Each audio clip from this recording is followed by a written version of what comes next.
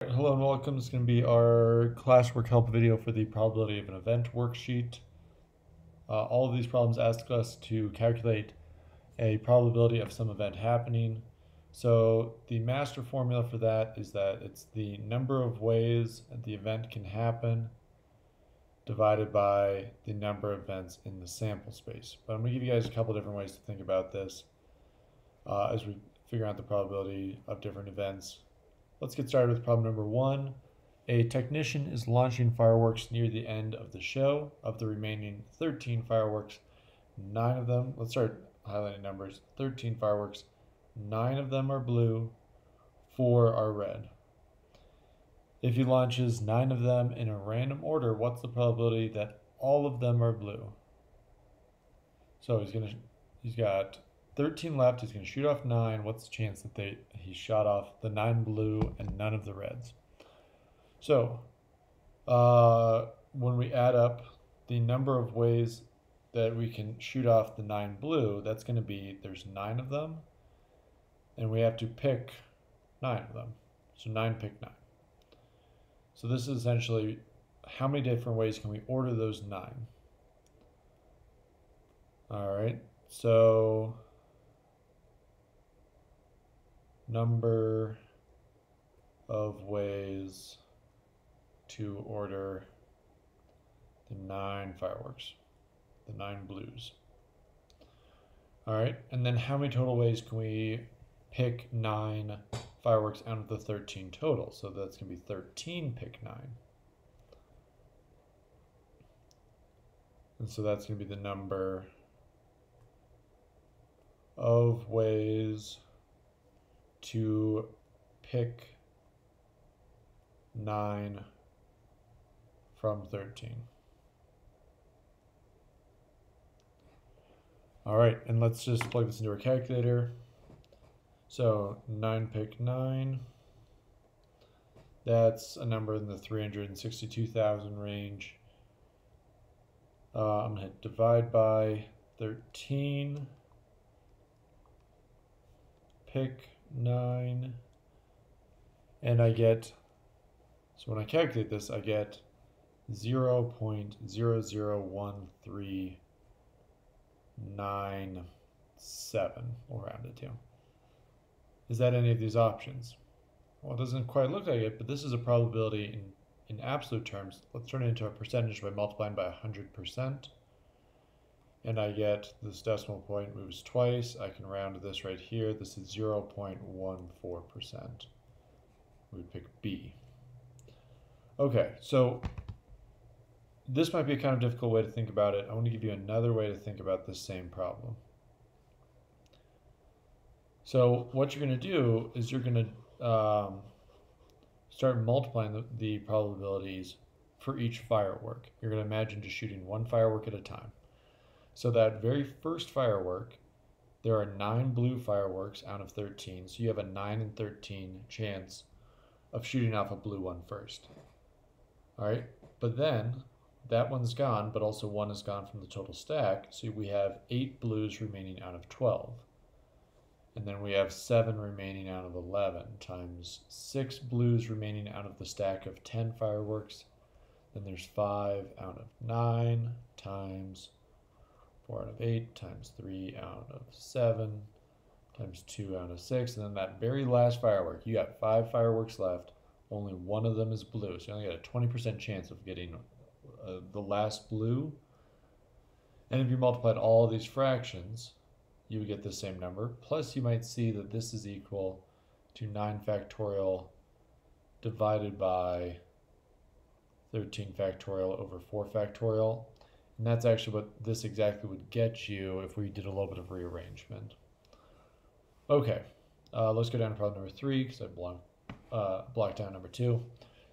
A gambler places bets on a horse race.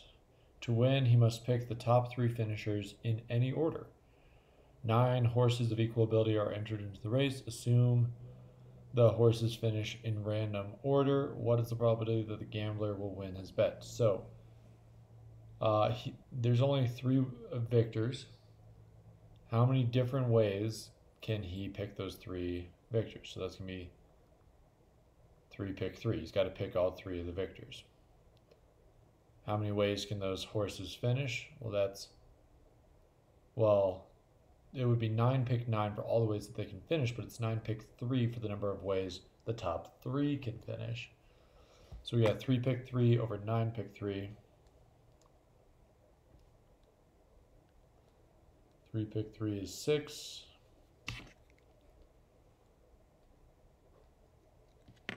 And then 9 pick 3 is 504. 6 divided by 504 is 0.0119. Move the decimal place to 2 spots to turn it into a percentage. 1.19%. And there's D. Another way we could have done this, you could do it not as a permutation. You could say, I want to do 9 choose 3. 9 choose 3. Let me plug that into my calculator. Means there's 84 different ways to choose 3 from that 9, and you got to pick all of the 3 correct ones, so there's only one way to win it. 1 over 84 is that same number. So this is another way to do it with a combination if you don't like the permutations. Or you could just do it one horse at a time. The first horse crosses, you've picked 3 winners, you've got a 3/9 chance that you picked the right one. The next horse crosses, you've got a 2/8 that you picked it, and then a 1/7. And let's see if that works. So I'm just going to do 3 times 2 times 1 to get 6 across the top, divided by 9 times 8 times 7. And I do get the same number. So there's actually 3 ways to solve this. You got to pick the one that makes the most sense to you. Okay, we'll just kind of keep doing every other. Shanice is carrying 4 pages of math homework and 4 pages of English homework. Should be underlining as we go, so 4 and 4. A gust of wind blows all of the pages out of her hand, and she's only able to recover 4 random pages. What's the probability that she recovers all of her math homework and none of her English? All right, so we can think about this 1 page at a time. The first page she picks up, it's got a 4 and 8 chance of being math. The next has a 3 and 7. The next has a 2 and 6. The next has a 1 and 5 chance of being math homework. So 4 times 3 times 2 is 24 across the top, divided by 8 times 7 times 6 times 5. Gets me 0.0142. Move the decimal place twice. 1.42%. Guess I should have gotten one more decimal place. 1.429. Answer A. We'll just do it one method each now. The politician is about to give a campaign speech and is holding a stack of 11 cue cards, of which the first 3 are the most important. Just before the speech, he drops all the cards and picks them up in a random order. What's the probability that cards 1, 2, and 3 are still in order on top of the stack? So the whole thing's been reshuffled. What's the probability that 1, 2, 3 are still on top? So that first card only has a 1 in 11 chance of being in the right spot.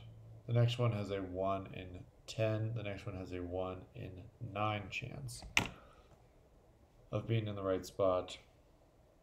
So 11 times 10 times 9. 1 divided by that times 100. Do I see?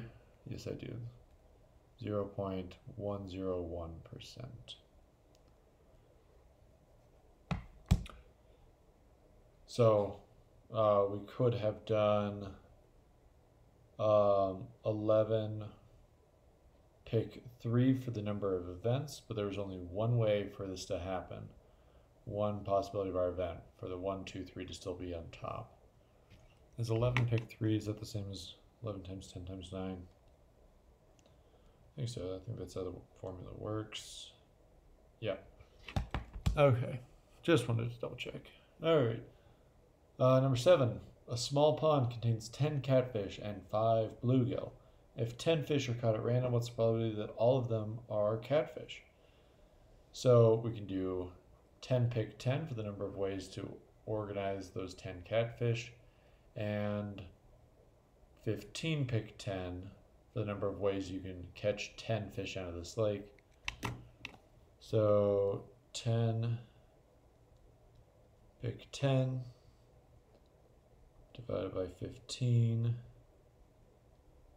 pick 10 times 100%. It's me very small, 0.0333%. It's got to be option A. Okay. I'm just curious, would this have worked if we'd have done 1 over 15 choose 10?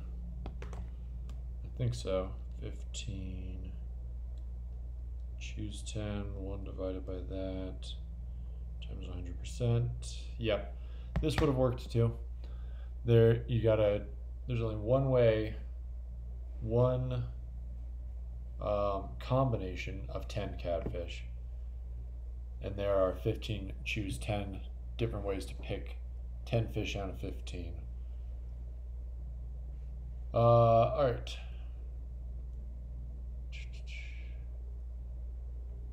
There are 12 songs in your playlist. 6 of them are country, 6 are pop. With random shuffle and no repetition, you listen to 6 songs, so it's probably that you listen to all country. 1 over 12 choose 6 should work for this one, times 100%. 1 divided by 12 choose 6 times 100, I got 0.108%. And one more, we'll do number 12. A jar contains 5 black buttons and 2 brown buttons. If 5 buttons are picked at random order, what's the probability that all of them are black? So 1 over 7 choose 5. 1 divided by 7 choose 5 times 100% equals 4.76%. It's got to be B. Okay. Anything else to talk about in this one? I think that's good for this worksheet. We're going to keep diving into probability, looking at more complex problems than these. These were easy because generally we pick 5 and we pick all 5 of the black ones. It gets a little bit harder if you pick 5 and you want 4 black and 1 brown. That's the kind of stuff we'll be diving into later on. All right.